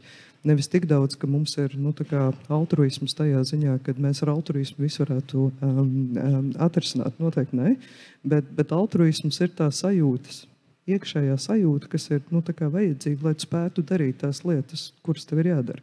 Un starp citu, viena no šīm niansēm arī šajā diskusijā ieskanējās, ka cik interesanti īstenībā būtu pavērot tādu ļoti augsti kvalitatīvu tiesas procesu, kurā argumentācijā tiek izmantots tādi filozofiski koncepti. Tā kā neatkārtošu visu lekciju, protams, ļoti ilgu un garu, ārkārtīgi interesanti, specifiski, protams, juridiskiem cilvēkiem, bet katrā ziņā, ja šādas diskusijas notiek, tas nozīmē, ka kaut kādam pietiks gan drosmes, gan laika, gan visu citu nepieciešamo resursu, lai šāda tiesvedība varētu notikt. Kā mēs dzīvosim ar šādas tiesvedības sekām, man ir grūti pateikt, es nezinu, kas tieši būs viņas rezultāts, bet tas, ko es varu drīzāk saprast, ir, ka pēc tā, kā mēs pašlaik šajā valstī dzīvojam, mēs drīzāk būsim tie, kuriem būs jādomā, ka mūsu virzienā tās tiesvedības nāks un mūsu virzienā kāds mums kaut ko drīzāk pārmetīs, nekā mēs būsim tie, kas ies un mēģinās kādam citam pārmest. Tāpēc tāda ļoti tā simbioze un tā savienotības starp pilnīgi visām lietām, viņi faktiski visās jomās mums viņi šeit ir, gan finansēs, gan jurisprudencē, gan absolūti jebkurā citā jomā. Un jo vairāk un jo ātrāk mēs saprotam tieši, cik tuvu ir šis tāds neizbēgamības punkts, jo ātrāk un lētāk mēs no tiem zaudējumiem tiktu ārā. Bet, tik gudri mēs ka kopsumā nespēsim rīkoties. Man patīk, vispirms mēs tā iezīmējam, ieskicējam. Jā, man intuitīvi jau kādu labu laiku ir sajūta, vai tik nav tā, ka kad tas kuģis grimst, un viņš tā lēnām grimst, un tad, protams, mēs kaut ko rosamies, skrienam un laivas gatavojam, un mācamies peldēt, iespējams, tiem, kuriem ir cerība, pārpeldēt kaut kam pāri. Vai jums arī ir tāda sajūta, ja tas tikai man ir tāda? Vai es krītu depresijā varbūt man jāiet pie kaut kāda psihologa. Man šī grimstošā kuģa sajūta ir visu laiku fonā. Man tā kopskat, es runāju par planētu, es runāju par Latviju. Bet man mamma mācīja nekad nepadodies. Viņa saka, esi kā varde, kas kuls tik ilgi to pienu, kamēr būs krējums un tiks ārā. Un, manuprāt, lai nav tā, ka šī grimstošā sajūta, kādreiz psiholoģiski cilvēki, ja viņš jūt, ka tūlīt ir gals klāt, un tur mums vajadzēs aicināt citus speciālisti, ja varbūt Ilis pateiks, mēs vēl vairāk visu nodalējam, tāpat rīti beigs, un es vēl šodien uzdzīvošu, es nopirkšu vēl šodien to, vēl šito tāpat rīti beigs, un kāda atšķirība, un vairs nav. Tas var būt ļoti slikta šī te gala vīzijas zīmēšana, jo citiem tas var būt šādi, citiem atkal tas gluži otrādi, viņš sāks cīnīties. Mēs drīz droši vien tuvosimies diskusijas noslēgumam. Jautājums tātad, vai man vienai ir šāda sajūta, un es gribētu visiem diskusijas dalībniekiem, varbūt Ilis, tu gribēji man pārtraukt, droši. Es to negribu pārtraukt, es gribu teikt, ka noteikti nē, kāda tad jēga citādāk organizēt talkas. teiksim, mana vīzija bērnībā bija tāda ļoti jocīga vīzija, kad es eju un tāds sapnis, kurā es eju un es satieku, ir tāda gaisma, viņa ir oranža, un es satieku sievieti ar mazu bērnu, un tā sieviete raud, jo viņas piens ir saindēts. Viņa nevar barot savu bērnu. Un tas ir man tāds bērnības sapnis. Un arī vadmotīvs, kāpēc es pirmo tauku organizēju mācoties 11. klasē un tīrīju ielas. Varbūt, bet man liekas, ka ir labāk, jo 2007. gadā, kad mēs diskutējām par depozītiem un likās, ka vispār nekad Latvijā nevarēs tos depozītus ieviest, tomēr ir izdevies. Un tomēr tās plasmas pudeles un stikla pudeles ir mazāk. Es domāju, ka tas Grimsjovs kuģis lēnāk, Grimsjovs viņa nebūs pēti. Nē, mēs negrimsim vispār. Es ticu tam, ka mēs tomēr sasniegsim kā cilvēce, kā šīs te būtnes, arī dzīvnieki patiesībā uz šīs planētas, ka tomēr mēs kaut kādu apziņas līmeni sasniegsim, kurš mums palīdzēs nenoslīgt. Bet, Ilze, zini, tu man iedvesmojies tādu lietu. Iedomājies, tev viens sapnis dramatiski ietekmēs tavu dzīvi. Vispār, ja es sāku stāstīt par saviem sapņiem, jūs te visi vienkārši apkritīsiet. Bet varbūt sākam vākt sapņus, varbūt sapņi ir tie, kas patiesībā mums ir vajadzīgi, lai mēs nonāktu pie kaut kāda kopsaucēja. Edvard, jūs gribējāt piebilst? Ļoti īsi vienkārši, manuprāt, grimst ilūzija, un mēs vienkārši mostamies. Lūk, tātad mēs tuvojoties izskaņai, es gribētu, lai katrs pasaka kaut ko, sāksim varbūt tiešām tādā, kurš grib, kuram ir ko teikt, esam Grimstovs kuģis, neesam Grimstovs kuģis, ir doma, ko darīt, ko vajadzētu darīt, un ko mēs šodien tūlīt varam izdarīt. Jā, varbūt tātad es vēlreiz nosaukšu visi, ja kāds tagad pievienojas tikko un skatās tikai pašas beigas, kas droši vien būs visoptimistiskākās, un paldies Dievam, ka viņi nav dzirdējuši visu, ko mēs te runājam, arī daudz lietas. Ilze Dambīte Damberga, Varam parlamentārā sekretāri. Jā, turpinot par kuģi, mēs esam visi vienā laivā vai uz viena kuģa, bet šodien šajā laivā, šeit Meža parkā, manuprāt, kopā ir sanākuši darītāji. Darītāji no visas Latvijas, un es ticu, ka pateicoties darītājiem, mums ir nākotne, mums ir cerība, ka Latvijas daba būs šodien un rīt. Un es drīkst piebilst, un šie darītāji sēž zālē, darītāji sēž arī aiz ekrāniem, visiem darītājiem, kas dara, es gribētu arī no savas puses pateikt milzīgu paldies. Tālāk, es nosaukšu tie, kas pievienojas tikai tagad. Ja? Dace Cīrule, ārvalstu investoru padoms Latvijā, zaļās ekonomikas attīstības darba grupas vadītāji. Jā, paldies. Es varbūt pavisam īsi beigās divas lietas. Es principā cenšos turēties pie tās pārliecības, ka jebkurā bezizejas situācijā ir vismaz divas izejas. Un tas, ka vismaz divas no viņām jums šķiet bezcerīgas tajā brīdī, kad jūs viņus apzināties, pie tā nevajadzētu palikt. Vajadzētu vienmēr atrast to skatu leņķi, caur kuru kaut ko bezjēdzīgu padarīt jēdzīgu. Un otra lieta...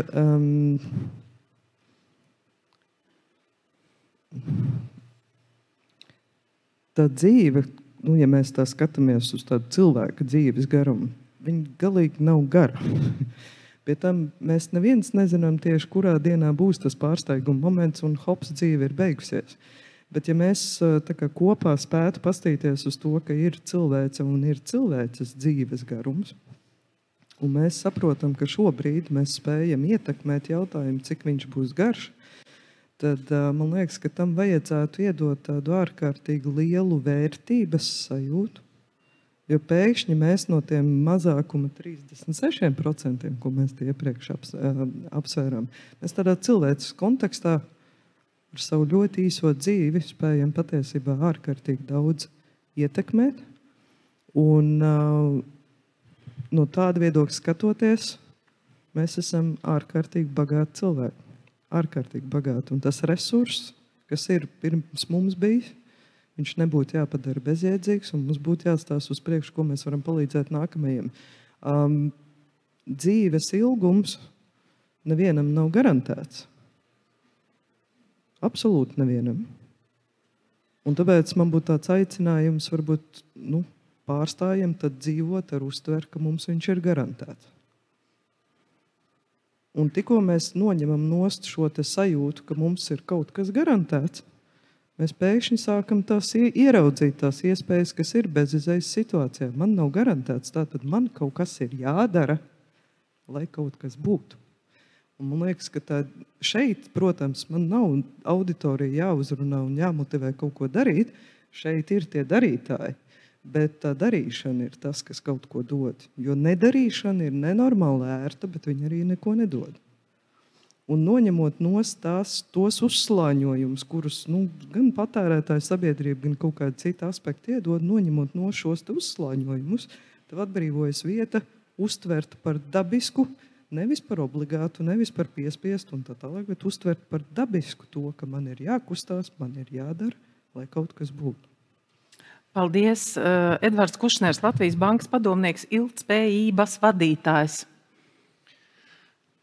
Mēs esam gan daudz runājuši. Man liekas, ka pēc visām gudrām runāšanām ir tāds vilnis, ka, kā saka, tāda laba sajūta, un tad izej ārā, un tad ikdienu ievelk rutīnā, un viss aiziet pa vecam. Man vienkārši ir aicinājums kaut ko paņemam sev līdzi, un tā, lai mums ir šīs visas sajūtas rezultāti arī izdarīts izvēles, kuras ietekmē rīcību. Paldies. Jā, kaut vai mazumiņa. Izdaram kaut vai mazumiņa. Es pilnīgi piekrītu. Nevajag mainīt pasauli rītdien. Un tūlīt pieteikšu, atteikšu, jeb kā to saka, diskusijas beigās. Inga Bite, Rimī sabiedrisko attiecību vadītāja. Patiesībā, jā, jūs izņēmāt laikam vārdus no mutes par to, ka labāk sākt ar kaut ko pavisam maziņu un ieviest to savā ikdienā. Tas noteikti ir arī tas, ko mēs Rimī kā uzņēmums arī darām, bet pavisam īsi laikam viss atķērās tās divas lietas par to, ka viena lieta ir tie patērētāji, kāda ir tā viņa uzvedība un tā sajūta par to, vai tas kuģis grimst vai viņš negrimst. Un otra lieta, protams, ir varbūt šie cilvēki, kas ir šodien diskusijā, un tie cilvēki, kas mūs klausās arī tiešraidē, var piekrist par to zaudējumu mazināšanas, varbūt ne to labāko perspektīvu, kas mūs gaida, un tur laikam tie uzņēmumi ir, teiksim tā, varbūt cenšas šobrīd rādīt to piemēru, un tā jau ir tāda, teiksim tā, biznesa higiēna, runāt par ilgtspēju un domāt par to ilgtspēju. Un vēl viena lieta, kas noteikti aizķērās, kad tie mazie solīši un sākt ar mazām lietām, patiesībā sākt ar sevi. Kā teica arī iepriekšēji runātāji, var noteikti piekrist Dacei par to, ka ja mēs paši kā cilvēki, katrs savā ikdienā, gan personiskajā dzīvē, gan darbā, gan tajos lēmumos, ko tu dari, ienesīsim šo sajūtu, ka tu esi atbildīgs par to, kas ar tevi pašu notiek, un šajā gadījumā notiek arī ar planētu. Ja mēs šo sajūtu aiznesīsim, tad jau tas kuģis sāks ies uz to pareizo pusi, un uzņēmumu droši vien ir tā viņu kā personību, kā uzņēmumu atbildība, tad noteikti ir domāt, kas ir tās lietas. Es nevaru izglābt visu pasauli, bet ko es varu darīt pavisam vienkārši savā ikdienā. Piemēram, mūsu gadījumā mēs skaidri esam nodefinējuši, ka tā noteikti ir domāšana, kā samazināt pārtikas atkritumu. Mēs kā pārtikas mazumtirgotājs, un tur mēs varam tiešām roku uz sirds liekot. Mēs esam lielu darbu izdarījuši. Piemēram, pagājušajā gadā mēs esam 2 reizes vairāk pārtikas ziedojuši, nevis vienkārši izmetuši un dodevuši cilvēkiem, kam tas tiešām ir vajadzīgs. Tajā pašā laikā par elektrību, lai arī tur mēs būtu maksimāli energoefektīvi. Tā kā uzņēmumi laikam ir tie, kas domā un ir spiesti domāt visu likumu un visu pārējo ietvaru fokusā, lai tas tiktu samazināts, bet tas laikam neatbildamais jautājums, kas arī būtu varbūt pavisam citu diskusiju vērts, kā tiešām, kā strādāt ar to izglītību, par ko Ilze, piemēram, minēja, kā aiznest to domu līdz tam cilvēkam, kas ir tas kritiskais punkts, lai viņš sāktu domāt par to, kāpēc man, piemēram, ir jāpiedalās lielajā talkā, ko es savā ikdienā varu mainīt un uzņemties savu atbildību. Tas ir tāds, manuprāt, tiešām ilgs izglītošanas jautājums katram pašam sevi, un ja mēs katrs pats kā cilvēks pie tā pievērsīsimies, tad jau tas būs redzams arī visās pārējās jomās. Bet, cerēsim, ka tas viss tomēr ir uz tādas pozitīvas nots. Man gribētos domāt, ka mēs tomēr ieejam pareizajā virzienā, kurā brīdī sasniegsim katrs personīgo kritisko robežu, lai par to sāk domāt, tas jau ir cits jautājums. Cerēsim. Atteikšu tūlītiem ir Inga Preimane, Blue Or bankas valdes locekla. Cerīgu, kaut ko beigās, ļoti cerīgu lūdzu. Cerība būs liela, jo es uzskatu, ka tas kuģis tomēr peld. Nevar būt kuģis bez kapteiņa, kuģi arī ir pārējie, kuģa locekļi, un ja mēs nebūtu šeit, tad tiešām varētu teikt, ka tas kuģis kaut kur grimst. Kuģim ir jāpelda, labās domas ir jārealizē, un tas, ko es gribētu savā, pēcvārdā teikt diskusijā, uzņēmēji, lūdzu domājiet par savu uzņēmumu ilgtspēju. Ja jums viss būs labi, ja jūsu darbos būs ilgtspēja, jūs neradīsiet kaitējumu dabai, saviem darbiniekiem, un nāciet, runājiet tur, kur ir nauda arī. Dažreiz vajag nekautrēties, ja vajag padomu, nāciet runājot pie savām vai pašvaldībām vai ministrijām, jo man šobrīd ir tāda sajūta, ka mēs visi gribam, bet biznesa jomā mēs īsti nezinām, kā. Es labprāt šo domu turpinātu vēl, jo viens ir aiziet sakārtot vidi, to, kur mēs dzīvojam, bet otrs jau domā tālāk, vienu soli tālāk. Kas tad notiek manā darbā, uzņēmumā, kas notiek ar maniem darbiniekiem? Tādas lietas. Tā kā, lai mums visiem izdodas. Paldies, lai izdodās. Ieva Anita Rieksta, Mežpils alus zīmola vadītāja. Es laikam pavisam īsi gribu atgādināt, ka talka nav tikai viena diena gadā, vai pat divas, ieskaitot pasaules talku. Talka patiesībā ir katru dienu, un jāpiekrīt kolēģiem, ka arī mazās lietas skaitās. Ejam uz mežu pārgājienā, paņemam līdz maisiņu, saliekam to, ko tur atrodam, vai citas mazās ikdienas lietiņas. Un es gribēju atgādināt, ka mēs katrs varam būt tāds, varbūt ilgtspējas zaļās domāšanas vēstnesis. Bieži esmu dzirdējusi, ka ko tad es esmu tāds maziņš, neko jau es ar savu vienu tur izšķirot ar atkritumu beigās nevar izdarīt, bet patiesībā tā nav, un es domāju, ka tieši tā domāšana ir tā, kas ir jāmaina, ka mēs katrs arī individuāli patiesībā varam ļoti daudz ko izdarīt. Paldies, Ilze Aizsilniece. Es pat neskatīšos tavu nosaukumu, es iemācījusies Latvijas ārstu biedrības prezidenta. Paldies, Vit. Es gribu teikt to, ka atcerēsimies, ka darot šodien, talkojot, domājot par dabu, mēs domājam ne tikai par sevi, bet par visiem saviem pēctečiem. Tikai kopā darot un ieklausoties viens otrā, mēs spējam kaut ko izdarīt kopā, un vēl no viena maza smilša graudiņa kopā no visiem tiem daudziem veidojas planēta Zeme. Un par to vajag atcerēties. Un lai daudziem daudz labi sapņi. Rauls Vendiņš, lielās talkas koordinators no Rīgas pašvaldības 2023. Gada galvenās balvas ieguvējs. Jūsu vēlējums? Jā, es gribētu, lai talkā iesaistītu vairāk bērnus tieši un mācītu viņus. Tā kā varbūt tos cilvēkus, kas jau ir pieauguši un turpina piemēslot mūsu mežus un mūsu īpašumus. Tad vismaz bērniem būs tā cerība, ka viņi izaugs savādāki un arī piedalīsies talkā un nemeslo sev apkārt. Kristīna, noveļam visus bērniem. Man tā doma patīk. Ziedīta Liepiņa, pareizi. Es nosaucu, ja? Lapiņa. Es atvainojos, es ļoti atvainojos. Jūs man esat sarakstā, es neesmu vairs jauna vecums. Man būs vienkārši aicinājums katram, ikvienam. Izvērtējiet savas rīcības un padomājiet, ko tieši es daru. Un, ja eju dabā, tad aiz sevis neko neatstāju, lai kas nāk nākošais, vispār nezinu, ka es te esmu bijis. Un arī atgriežoties, nav jāraudz deguns, ka kas tur mētājās. Liels paldies visiem klātesošiem. Paldies tie, kas pacietīgi mūs skatās Delfi un talkas Facebookā. Paldies, koordinātori, ka jūs uzmanīgi klausties. Es redzu, jūsu sejas ir pilnīgi izmainījušās. Lielākoties viņas ir kļuvušas apgarotākas. Depresija no jūsu sejām ir pazudusi kā nebijusi, tāpēc, ka mēs zinām, ka tas kuģis negrims, ja mēs spirināsimies.